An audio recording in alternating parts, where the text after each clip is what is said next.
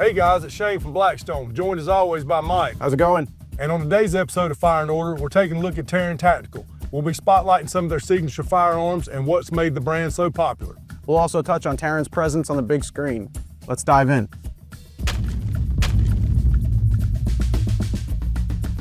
So Shane, what do you know about Taran Tactical?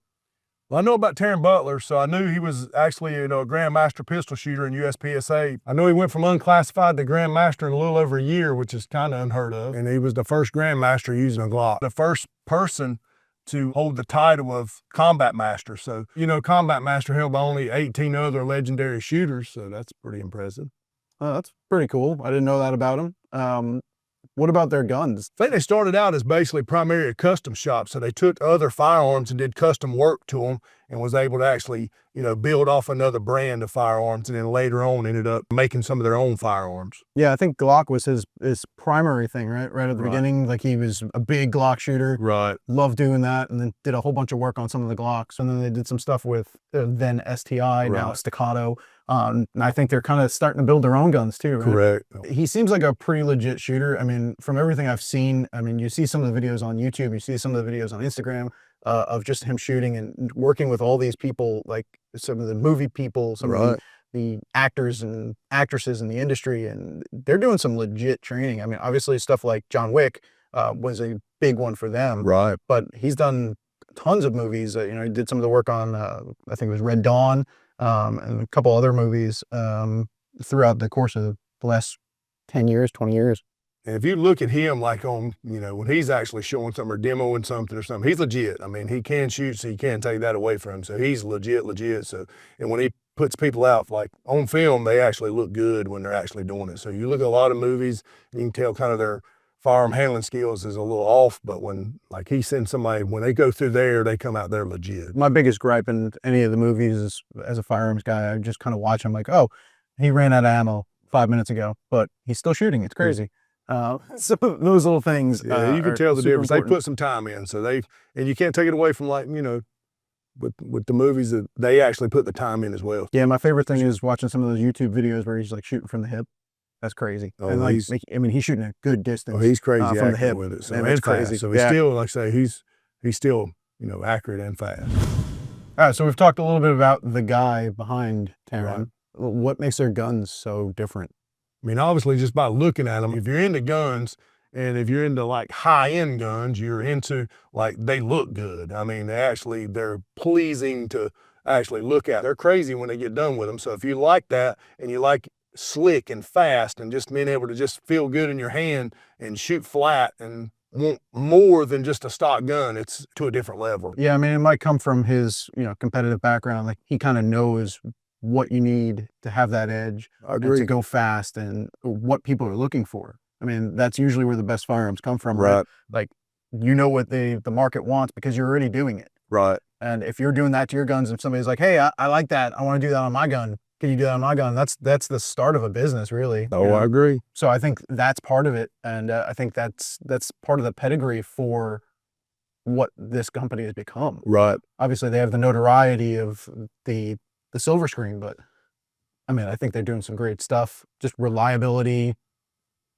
customized, everything you want in a gun right off the bat. And I agree, like if you put your hand, just with the Ballerina, so you clear gun, but with the Ballerina, if you put your hands on the gun, all the kind of complaints that people have about the grip or whatever of a Glock handgun and just the way it doesn't fit them well or any of that, when you put your hands on that gun, you can tell they kind of took all that and they made something really special, you know what I mean? So you really can't tell till you try the triggers out on them or try the way they feel, or the way they point or any of that. So it's a different level. So when actually, if you get a chance to actually put your hands on one and actually shoot one, it's like I say, it's to a different level. So yeah, I mean, the stippling alone on this is just, it's crazy. Not only is it gorgeous, but it's also super tactile. Right.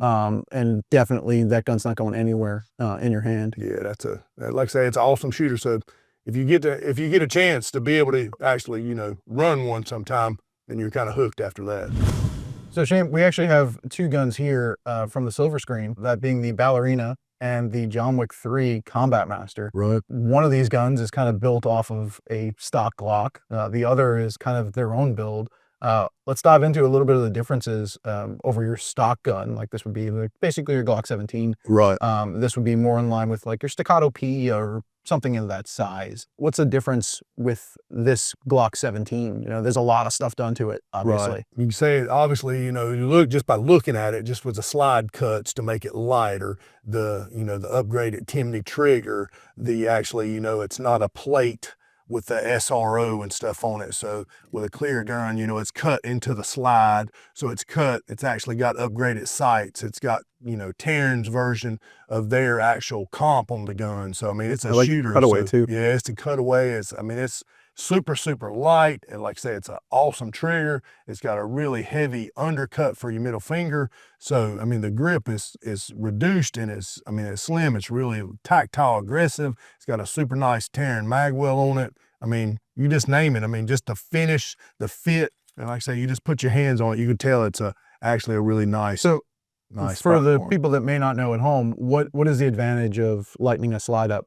Like, so it's going to actually, like I say, as far as the weight goes of it, and we got the cutaways and we got the comp, it's a flat shooter. I mean, every time it's going to get you returned back, you know, to your actual aiming point really, really fast. So it's going to be, you know, less recoil. Like I say, with that trigger, it's going to be a really flat, smooth shooting gun. So it's like the physics portion. Basically, Correct. it tracks faster so that slide returns faster. So there's Correct. less shimmy or less movement. That's right. In theory. Yeah. So yeah, and you're going to be able to get back on target really, really fast with it. So it's fast. It looks fast. It is. It definitely looks fast. So it's slick. So like I say, when you put your hands on it, you tell it's a quality gun. So yeah, I mean, it's like really a built nice race setup. gun, like right out of the factory. So like say you're taking a Glock 17, it's a stock Glock, and they're doing a ton of work to it. So it's actually coming out with the, you know, really good, you know, finished product from them. So yeah, it's like everything you'd want possibly. Everything that you could think you were going to do to it, they go ahead and do it from the factory. So it works out. It's smooth. Yeah. And what about this guy? I mean, this guy is another one, big notoriety here.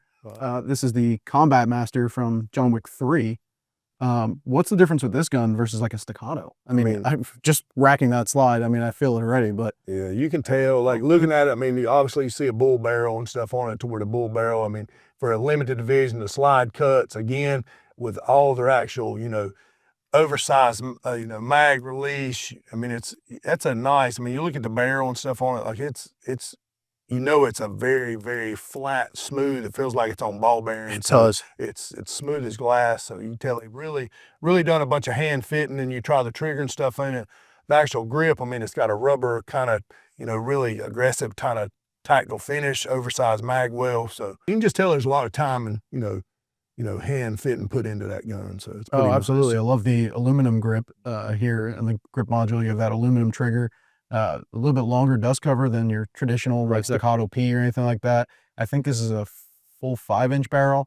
I mean, I think this gun was purpose built for like USPSA or specific divisions. I don't know which division specifically, but pretty sure it was built for one of the divisions. Right. That's why it's not optic cut in this optic cut or ported or any of that. Yeah. So I mean, it's a really cool gun. And obviously it was in John Wick 3. So that makes the cool points go right off the chart. Especially if Keanu's whipping around doing his Wick flips. I know that is one of the special edition ones, so I know it's a harder one to get. So it's a pretty nice one to actually have sitting here with us. So. Yeah. I mean, we would be remiss if we didn't talk about the Baba Yaga, right? We have to kind of talk about John Wick and everything John Wick, because Taran kind of goes hand in hand with John Wick to some degree. They provided all the firearms after John Wick 1. They were all Taran guns after that, right? So even people that are really not, you know, all in gun people. Yeah. They're John Wick people. I mean, if you get like my daughter, she's not a big gun person, but she's a big time John Wick person. You know what I mean? So it's I think it brought a lot of notoriety to the gun industry itself, and actually, you know, it made it cool. You know what I mean? So it's actually, especially with those style guns in it, and with, you know, Keanu Reeves going, Halle Berry going, and actually training there with Taran Butler, it actually brought some realism to it, and it made people, you know, they really wanted to watch it. So that just why, like, if John Wick comes on, I'm sitting there on Saturday night and it's 2:00 in the morning, I'm gonna flip around TV and John Wick, you know, 2 comes on, I'm watching it again. You know what I mean? So you watch it multiple times. So it's just it brought a lot to the gun industry. Yeah, I mean, it's actually really cool because you go back and you watch some of those 80s movies, you know, with Bruce Willis, Die Hard, or any of those. It's a Christmas movie. Yeah. Still watching it again. You know, see right? guys teacup and stuff, Yeah. and now you kind of see in current movies, especially John Wick, you know, proper firearm handling, Right. proper grip, proper stance, proper sight alignment. Not so much endless magazines anymore. Right. You see a lot of guns that may have not specifically been known guns in the Right. industry. They're kind of lesser known guns, but they make it to the silver screen in the John Wick series, and now they're cool guns and they're well desired guns. Oh yeah. you So know? like with the ballerinas and stuff, I mean, you look at that, the Glock, obviously the Glock's, you know, big name, but when Taran got a hold of them, it actually made them a lot sweeter handling gun. And then obviously the 2011. So when you bring in the 2011 factor into it, and then that's a big deal on the, you know, the Taran 2011s. Yeah, I mean, I would say that the 2011 resurgence from this last few years has primarily been due to John Wick. Has a lot to do with You it. saw it after John Wick 1, where the HKP-30 became really popular because that was the gun from that movie.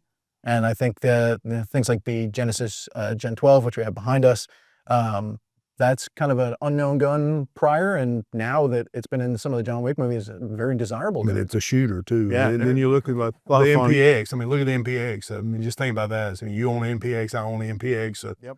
They're crazy shooters. You Yeah, know? I mean, I think it's done a lot for the industry, whether we want to talk about all the hot girls that he brings around shooting guns, or we want to talk about the actual impact that it's had on the industry. I think there's some great impact there, besides hot chicks. So we hit the competition side of things and the John Wick side of things, but let's talk about the more practical-ish, if $4,000+ is your practical-ish concealed carry. Pretty, you know, practical, I guess. So let's talk just a Fully little bit labeled. about the full line of the 43Xs with the combat carry package. So we got 3 different models up here to kind of choose from that, you know, a couple depending on the different, you know, size, you know, carry configuration. So what's some of the things you kind of like about them?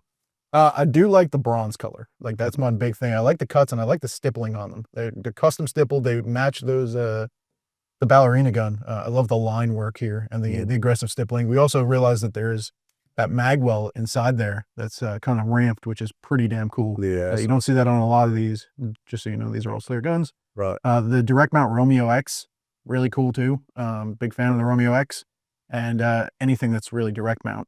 Right. Say it sets down flush. It gives you a better line of sight with it, so it lines up a little bit better. I'm a big fan of the Radian ramjet, cutting out that muzzle flip, and you figured no more than what it adds to the length of it. Basically, it's making it the same size as the 48. So if you like the 48, that's an awesome little addition to the 43X. So I think it's going to shoot a lot flatter. It actually makes it a more pleasant gun to shoot because 43s are a little bit snappy. Yeah, they also have those metal mag releases, so you could go right to the shield arms mags. Like, this one's got a shield arms mag in it. This has actually got the 15 plus, I think that's +3.